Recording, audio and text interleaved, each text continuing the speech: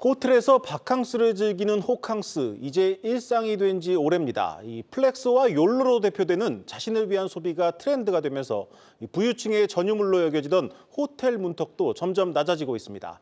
먼저 김예원 기자가 보도합니다. 지방이나 해외 등 집에서 먼 곳으로 떠날 때나 머무는 특별한 장소였던 호텔이 이제는 일상적인 장소가 됐습니다. 도심 내 호텔에서 여가 시간을 보내는 이른바 호캉스 열풍 때문입니다. 플렉스와 욜로 등 소비 트렌드가 겹치면서 호텔이 더 이상 부유한 계층만 이용할 수 있는 서비스가 아니라는 인식이 확산됐기 때문입니다. 호텔을 즐기는 형태도 보다 다양해졌습니다. 호텔은 혼자 쉬고 싶을 때 혼자서 조식 먹고요. 혼자서 칵테일 바도 가고.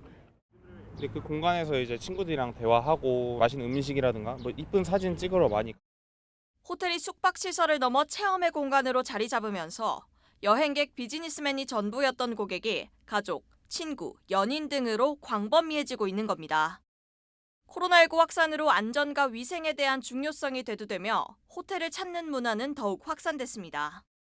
지난 2021년 호캉스를 떠나는 이유를 묻는 질문에 2050 세대 남녀 60%가 위생적인 환경에서의 휴식을 답했을 정도입니다. 안전하게 호텔 위주로 많이 다니는 것 같아요. 실내에서 놀면은 저희끼리만 놀면 좀 더 안전하니까 코로나 때는 그렇게 좀 했던 것 같아요. 인증샷 문화는 호캉스 열풍에 더욱 불을 지폈습니다. 유명 SNS에 호캉스를 태그한 게시물만 264만 회에 달하고 호텔 체험기를 담은 동영상도 많습니다. 사람들이 갖고 있는 가치관이라는 부분 자체가 소유해서 어떻게 보면 경험 체험 개념으로 가고 있거든요. 이 플렉스 세대들은 자기 소비하는 가치 자체를 남한테 보여주기 위한. 외국인 관광객에만 의존하던 호텔 산업이 호캉스 열풍으로 새로운 국면을 맞이하고 있습니다. 한국경제TV 김예원입니다. 호캉스는 일상이 됐지만 호텔들은 웃지 못하는 상황이 벌어지고 있습니다. 코로나 때문에 해외 대신 국내 여행을 택한 사람들 덕분에 버티긴 했는데 이 속빈 강정이라는 평가가 나옵니다. 이 산업이부 신선미 기자와 자세한 내용 알아보겠습니다. 신 기자, 이 많은 사람들이 찾고는 있는데 막상 남는 게 없다는가요? 그 내막이 좀 궁금합니다. 네, 앞서 리포트에서 본 것처럼 호캉스 트렌드가 만들어진 데는 사회 문화적 요소도 있습니다. 하지만 이제 체감상 호텔 가격이 낮아지면서 진입 장벽이 내려간 영향이 큰데요. 때문에 호텔의 수익성은 악화가 됐습니다. 그래프를 좀 보실까요? 네, 충격적이게도 호텔 객실 가격은 20년 전과 변함이 없습니다. 바로 이 빨간색 그래프가 서울 5성 호텔의 객실 가격을 나타내는데 2001년 약 20만 원에서 2021년에 약 24만 원, 4만 원 정도밖에 안 오른 거죠. 그간 연평균 물가 상승률이 2%였고 국민소득도 2.3배 성장을 했던 것과 비교하면 오히려 호텔 가격은 낮아진 셈입니다. 2000년대 초반 연소득의 2%에 가깝던 이 호텔 가격이 1%대로 내려오면서 실제로 내국인 투숙객 수가 증가했습니다. 생각해보니 그런 것 같습니다. 예전이나 지금이나 좀 호텔 값은 비슷한 것 같은데 그런데 20년간 이 호텔 값만 멈춰선 이유는 따로 있습니까? 네, 사실상 국내 호텔 산업의 역사가 130여 년이나 됩니다. 그런데 이 외형적인 성장은 10여 년에 불과하기 때문인데요. 사실 이제 호텔 유지가 되려면 기본적으로 외국인 수요가 있어야 합니다. 내국인도 뒷받침되어야 되고요. 하지만 과거 이 호텔은 일반 국민과는 동떨어진 그런 사치제로 인식이 됐습니다. 게다가 또 국민소득도 좀 낮았거든요. 그렇다 보니까 호텔 산업이 성장하기 어려운 구조였던 거죠. 게다가 한국, 남북으로 좀 분단된 국가잖아요. 그렇다 보니까 여행하기 위험한 나라, 이렇게 좀 분류가 되면서 외국인 유치에도 좀 한계가 있어 왔던 겁니다. 말 그대로 이제 10년 전에서야 이제 호텔 산업이라는 게 등장했다고 보면 되겠는데 그동안 좀 어떤 변화가 있었습니까? 네, 2012년이죠. 관광, 숙박시설 확충을 위한 이런 특별법이 좀 제정이 되면서 전국에 3에서 5성급 호텔들이 공급되기 시작을 했습니다. 금융위기 이후죠. 엔고 시대에 접어들면서 2008년부터 2012년까지는 일본인 관광객이 크게 늘었습니다. 특히 이제 숙박비 지출이 높은 이 일본인의 여행 특성에 따라서 이 기간에는 객실 가격도 높아지면서 호텔의 수익성도 좋았는데요. 특히 2010년부터는 중국인 관광객도 늘어나기 시작했습니다. 그러자 정부는 앞으로 외국인 관광객이 더 많이 올 걸로 예측을 하고 이 같은 정책을 펼친 겁니다. 이 기간 동안 이제 호텔들이 많이 늘었을 텐데 이제 그만큼 관광객도 많이 와야 하는 것 아니겠습니까?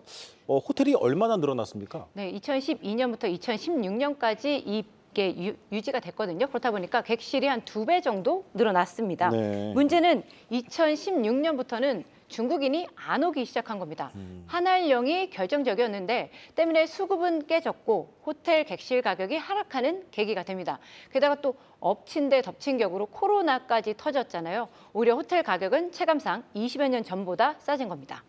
이 해외와 비교해서도 유독 우리나라 호텔만 가격을 올리지 못했다고 하면 사실상 뭐 정책의 실패라고도 할 수 있겠습니다. 네, 그렇습니다. 제가 좀 이제 비교를 해보려고 그래프를 준비해봤는데 코로나 이전인 2019년 싱가포르 객실 가격을 2008년과 비교하면 2배 이상 높습니다. 미국도 2001년을 기준으로 1.5배가량 높은데 이 한국이 가장 아래에 있는 그 그래프 선인데요. 1.1배, 10% 성장에 그쳤습니다. 네. 뭐 또 글로벌 체인 호텔이죠. 메리어트 계열사들과도 한번 비교를 해볼게요. 전체 호텔 그리고 아시아 태평양 지역의 호텔 가격과 비교를 해봤는데 국내 호텔이 상대적으로 낮습니다. 역시나 가장 아래 그래프가 국내 호텔을 말하는 건데요. 이렇게 호캉스가 국내에서 대세가 된 데는 이게 소득 대비 호텔이 저렴해진 이유가 큰 겁니다. 아울러 뭐 코로나로 해외 여행이 또 막혔고요. 그러다 보니까 이렇게 호캉스가 유행이 되면서 실제로 코로나 이후 호텔 이용객의 내국인 비중이 90%를 넘었습니다. 야, 이제 물가도 인건비도 다 오르는데 20년간 가격이 정체됐다면 호텔들은 뭐 장사를 하고도 돈을 못 벌었다는 겁니다. 네, 그렇습니다. 뭐 인건비 비롯해서 전통적으로 이 고정비 비율이 굉장히 높거든요. 호텔의 뭐 특성상 그렇다 보니까 뭐 수익성이 낮을 수밖에 없는데 문제는 이 국내 호텔이 유독 더 심했다는 겁니다. 사실상 2001년만큼의 수익도 내지 못하는 상황이다 보니까 사라진 호텔들도 많았거든요. 그나마 여력 있는 이 대기업 계열의 호텔들만 투자를 지속하면서 4성급, 6성급까지 브랜드 포트폴리오를 다각화하면서 호텔 수를 늘렸는데 2021년까지 영업이익률은 마이너스 행진입니다. 그나마 지난해 롯데호텔이 매출 1조 돌파하면서 국내 첫 1조 호텔이 됐지만 뭐 영업이익률 보시다시피 1%에 불과하고요. 워커힐, 해비치, JW 메리어트 서울 등은 지난해에도 적자를 기록했습니다. 이 수익성 악화에 고심하고 있는 호텔들이 최근에는 인력난에도 허덕이고 있다고 합니다. 이 키오스크를 도입하는 등 대응은 하고 있는데 업무량이 코로나 이전과 비교해서 2배 늘면서 악순환이 이어지고 있습니다. 유호성 기자의 리포트입니다. 손님이 입구에 들어서자 호텔 직원이 키오스크로 안내합니다.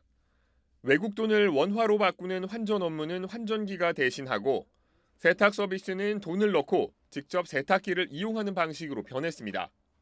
외국인 투숙객을 주로 상대하는 서울 중심가에 위치한 4성급 호텔인데 코로나19를 거치며 비대면 기계 도입을 늘렸습니다.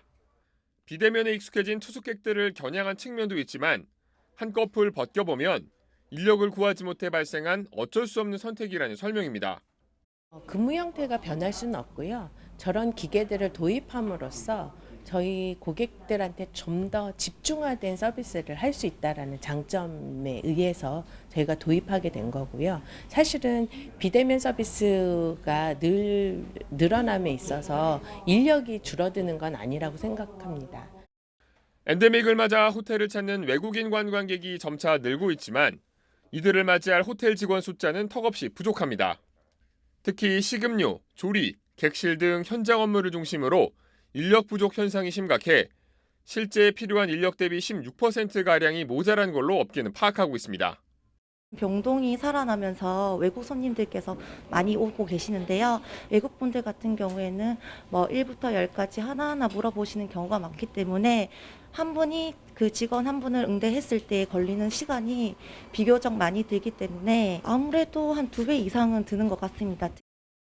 이처럼 호텔업계가 인력난을 호소하는 이유는 코로나19를 거치며 호텔업에 대한 인식이 바뀐 탓이 큽니다. 관광산업 특성상 외부 변수 영향이 크다 보니 고용 안정성이 떨어지는 데다 높은 업무 강도에 비해 평균 급여가 타 산업군 대비 낮다는 점도 호텔업이 외면받는 이유입니다. 당장 급여를 올려 우수 인력 유치에 나서고 싶어도 인건비 비중은 높고 영업이익률이 낮은 업계 특성상 이마저도 쉽지 않은 상황입니다.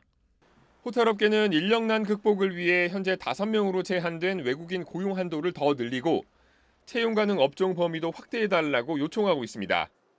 작년 말에 호텔당 5명까지 늘어나기는 했습니다만 우리 이제 호텔 입장에서는 그 채용 규모 자체도 더욱 좀 확대돼야 된다고 보고 있고 아주 제한적인 범위 내에서만 채용이 가능해서 E7 비자 같은 경우도 그 외의 직무에서도 채용이 가능하게끔 좀 더 문호를 확대해 줬으면 좋겠다. 호텔이 단순히 숙박시설이라는 개념을 넘어 K컬처로 살아나는 우리 관광산업을 지탱하는 한 축을 차지하는 만큼 호텔 산업 성장을 발목 잡는 인력난 극복에 정책적인 지원이 필요해 보입니다. 한국경제TV 유송입니다. 지난해 말부터는 5성급 호텔 위주로 가격이 급격히 좀 오르고 있습니다. 이게 정상화라고 봐야 할까요? 아니면 뭐 어쩔 수 없이 올린다고 봐야 할까요? 두 가지로 해석해 볼 수 있는데요. 우선 이제 호텔이 워낙 힘들었으니까 뭐 이렇게라도 좀 가격을 올려야 뭐 유지가 가능하다는 건데요. 사실 식재료, 뭐 인건비 안 오른 게 없잖아요. 두 번째는 지난해의 경우 호텔들이 가격을 올려도 객실이 다 찼던 겁니다. 네. 올려도 되겠다 이렇게 된 거죠. 때문에 20만 원대였던 5성급 호텔이 이제 30에서 40만 원으로 올리면서 수익성이 좋아졌습니다. 4년 연속 적자 행진을 이어가던 이 호텔들 중 일부 호텔들은 지난해 영업 흑자로 돌아서기도 했으니까요. 하지만 앞으로도 이 가격을 유지하기는 어려울 것이다. 이런 분석이 나오는데요. 인터뷰 들어보시죠. 갈 데가 생겼잖아요. 동남아. 이 가격을 유지한다면 다시 과거 수준으로 내국인이 돌아가지 않을까라는 생각을 하는데 기념일에 한번 가봐야지 이런 식으로 좀 바뀌었기 때문에 떨어지는 추세는 굉장히 좀 만만하게 떨어질 거라고 생각을 4성 5성급 호텔을 갈 거냐는 좀 별개의 문제예요. 우리나라에 오는 외국인들의 대기 수요는 대부분 K-팝이라거나 젊은 세대들은 에어비앤비라거나 3성급 뭐 이런 쪽으로 빠질 가능성이 높아서 비즈니스 고객이 늘어나야 되는데 비즈니스 고객은 전 세계적으로 지금 아직 회복이 덜 되고 있어요. 하반기로 갈수록 조금 내려갈 가능성이 좀 더 높다고 보는 생각을 하고 있습니다. 네, 지난 1분기에 나타난 현상에서도 좀 예측을 해볼 수 있는데요. 이미 내국인들 사이에선 이 돈이면 일본을 간다 이런 말이 나오거든요. 실제로 제주도 호텔들은 이미 타격을 받기도 했습니다. 때문에 올해가 국내 호텔의 방향성을 가르는 중요한 변곡점이 될 것이다. 이런 전망이 나옵니다. 네, 잘 들었습니다. 산업이부 신선미 기자였습니다.